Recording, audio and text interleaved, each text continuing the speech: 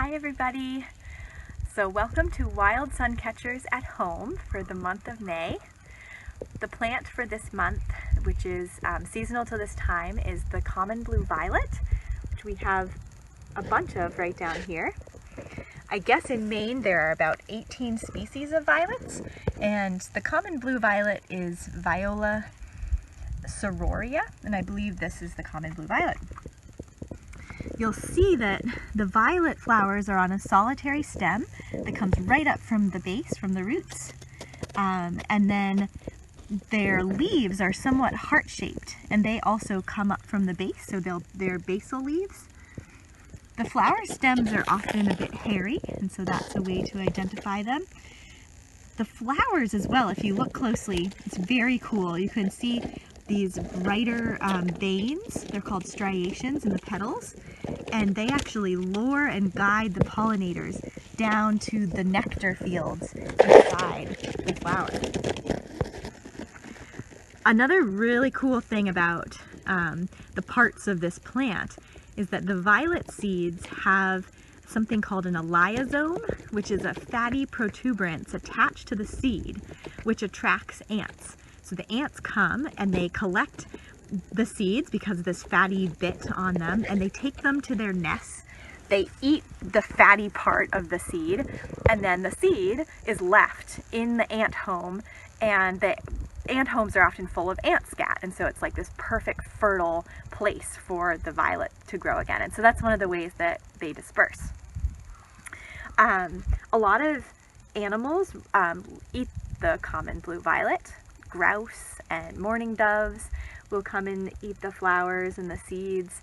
The deer and rabbits will nibble on the leaves as well, and turkeys supposedly love to eat their roots. Humans will also use the wild violets. Some people like to make wild violet syrup or candied violets, which we're going to do in a moment. Some people make violet jelly. And I guess people used to use the leaves, which can be very mucilaginous, to thicken their soups and stews, which sounds really interesting. They're definitely a flower that has been common in poetry and in classic writings throughout time. There's a poem by William Wordsworth called "She Dwelt Among the Untrodden Ways," and one of the stanzas is, "A violet by a mossy stone hath hidden from the eye, fair as a star when only one is shining in the sky." So the violets have been revered throughout time. Let's see if there's anything else I wanted to tell you. So bees are their primary pollinators, and then the fritillary butterfly, the caterpillars of the fritillary butterfly like to eat the violet leaves, and so it's a very important plant for that species of butterfly as well. Let's see. In terms of the violet being a fun thing for humans to use in cooking or in making things, the leaves, I guess, are full of vitamin A, and the flowers have a lot of vitamin C. So that can be something you could add to your salads as well. Sometimes people just eat the violet leaves raw in salads. Because we're going to collect some of these violets today to take home to make some violet candies. And something that's important when you're out foraging for wild things is to think about harvesting sustainably, or kind of practicing what's called the honorable harvest, or the rule of 10. So if there are more than 10, you could take one of the flowers. And here we have more than 10, so it's okay to pick some. If there were less than 10, then you might want to try and find a bigger patch before you harvest them. And then part of the honorable harvest is also to use everything that you take, and to only take what you need, and to leave some for other species and for the earth as well. Something I wanted to mention is that if you want to learn more about sustainable foraging, Blue Hill Heritage Trust and Island Heritage Trust have a webinar series called Friends from the Field, which we're doing right now during the time of COVID. And we have a presentation coming up by, her name is Bridget Doherty, and she lives on Deer Isle, and she's the founder of the Solidago School of Herbalism, and she's going to do a presentation for us on sustainable foraging May 28th at 4 p.m. And it's a free webinar, but you have to register for it, and you can find registration on Blue Heritage Trust website or Facebook. So I think I have covered everything I wanted to tell you about the wild violet, at least that I know of.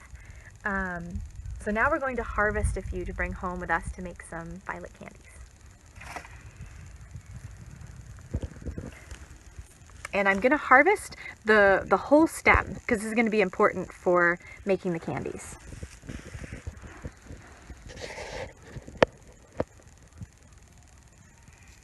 You'll also notice this little plant, and probably you know it as bluet or Quaker ladies, and they often grow with the violets.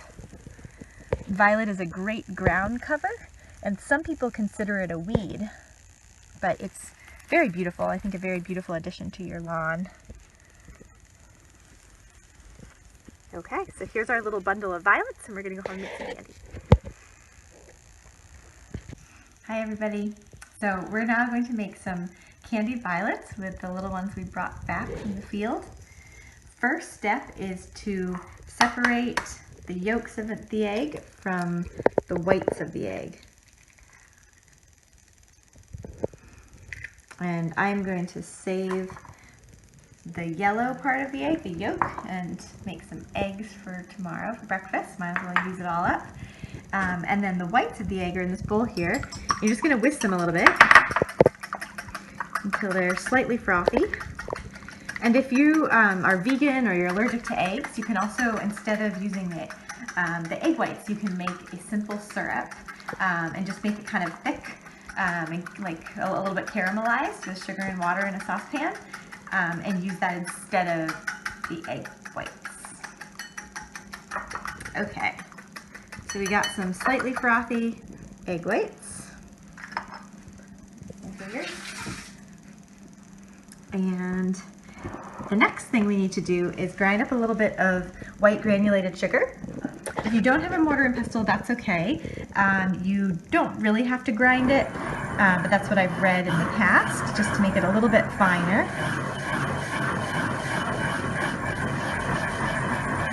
Like that, and it's kind of fun if you have one. Grind it up. Okay, now we're going to take a violet and dip it in the egg whites, just the flour, and cover it in egg whites, and then dip it in the sugar, and then lay it down on a plate, and you can leave the stem on and then clip it off later with some scissors. And they're going to want to stay in the refrigerator to chill and harden. This one I'm going to try and do the back of it too. To chill and harden for about 12 to 24 hours. And then you can use them on cake toppings or whatever you like. And then I'll put them in the fridge. All right, I hope you have fun doing this project. Hello, and welcome to Wild Suncatchers Online. I'm Claire, the Youth Services Librarian at the Blue Hill Library, and I'm so happy to be with you here today. So I wanted to talk to you about someone who I find very inspiring, and her name is Catherine, or Kate Furbish. She was an American botanist, and she was born in 1834 and died in 1931. So through the course of her 97 years, she studied plants, and plants particularly in Maine. She was born in New Hampshire, but just at the age of 1, moved to Brunswick, Maine, which she considered her home for the rest of her life.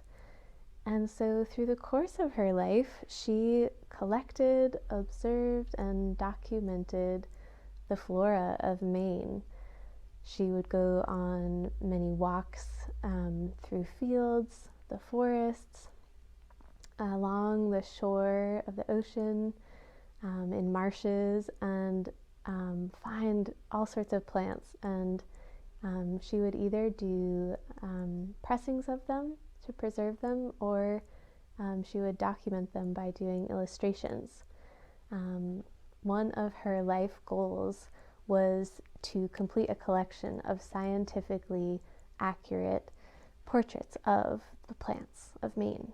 So she was a really incredible woman, and she ended up creating over 1,300 detailed illustrations of plants. So she's someone important to mention as we talk about the different wild plants. And I wanted to share with you, we have several books of her illustrations here at the Blue Hill Library, and once we are reopened, I would love to help you find them. You should definitely check them out. But I would like to share with you an illustration she did of the common violet, Viola sororia. And this is an illustration she did in 1901 in Brunswick.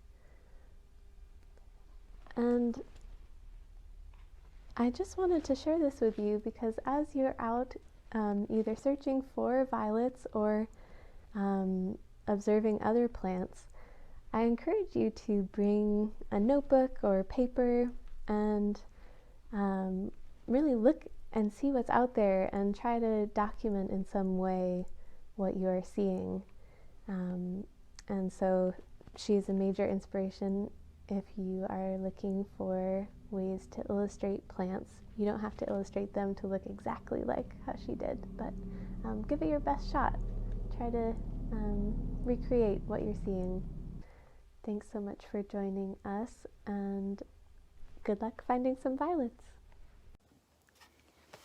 Good morning, I'm Merrie Eley, and today I'm going to share with you a puppet story called The Violet, which is written by Suzanne Down, and it's a sweet springtime story about a little mouse who's looking for a friend and finds a friend in a little field violet.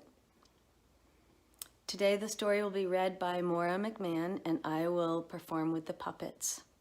This is a really nice time of year to be thinking about violets because they're all blooming in our yards and our forests. So here's our story.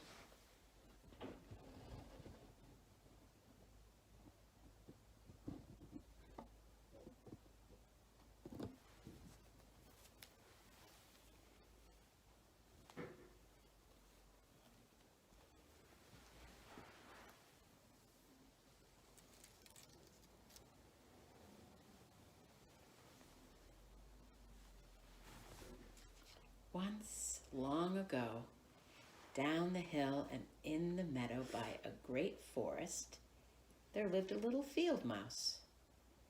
He lived very well in a nest among the roots of a big old cherry tree.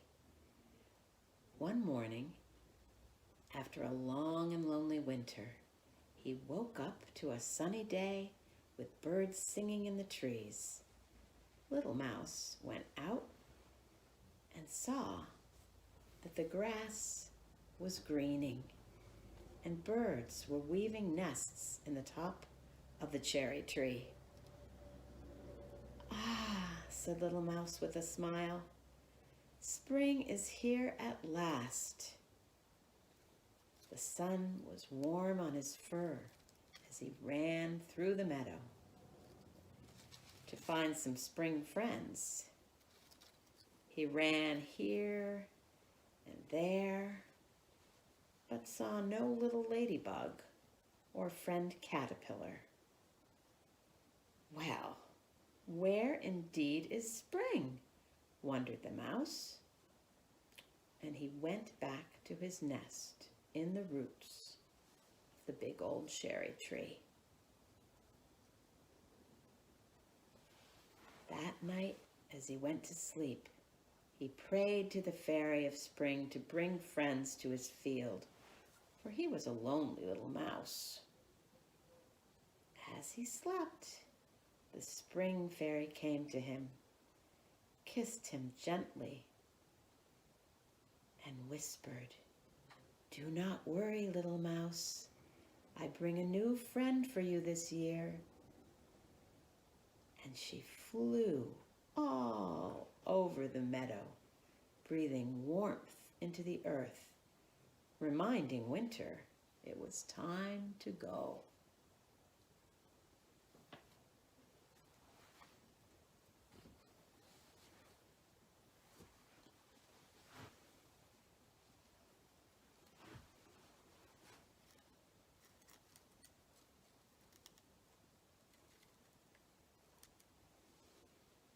The next morning, Little Mouse woke up and went outside.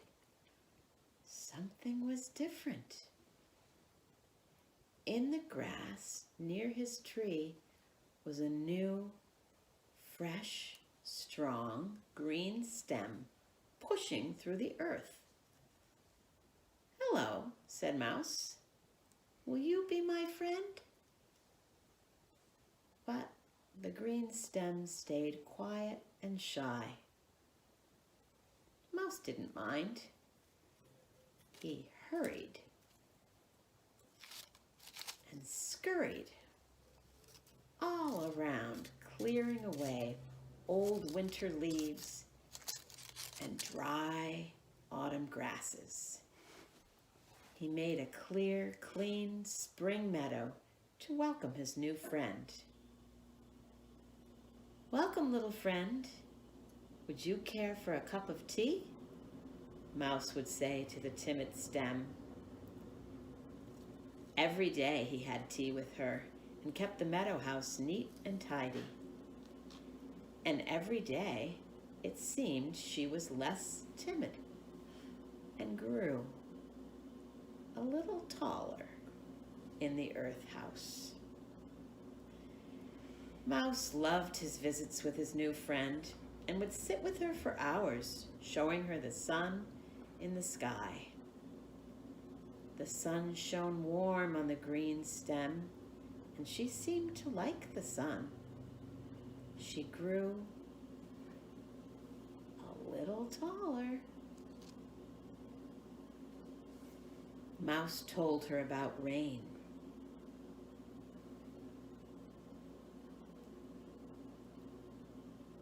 And the pitter-patter of raindrops washed her green dress clean.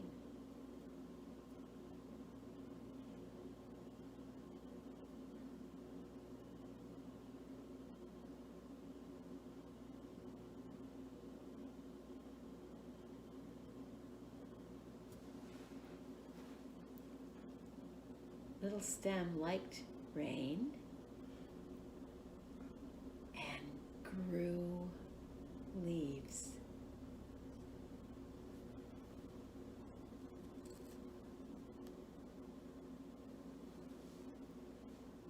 Mouse was happy to share the beauty of the world with Little Stem. He did not mind that she was so shy and quiet, for she was loyal and stayed with him every day.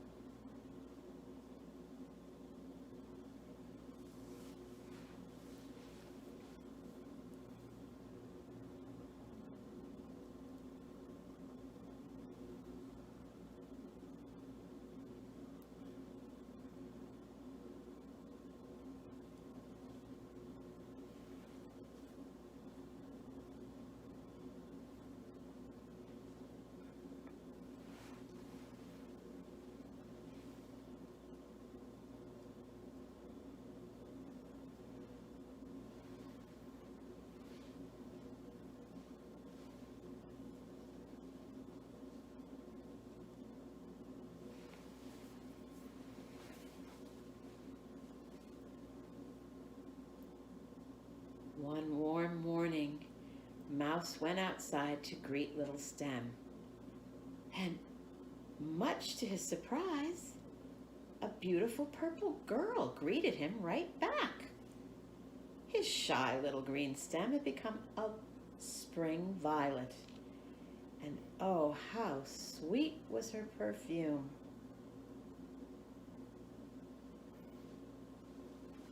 As Mouse looked past her, he noticed many purple girls all through the meadow.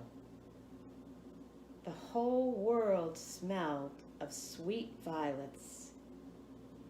Mouse ran from one to another, welcoming them all. Spring had arrived with many new friends for Mouse.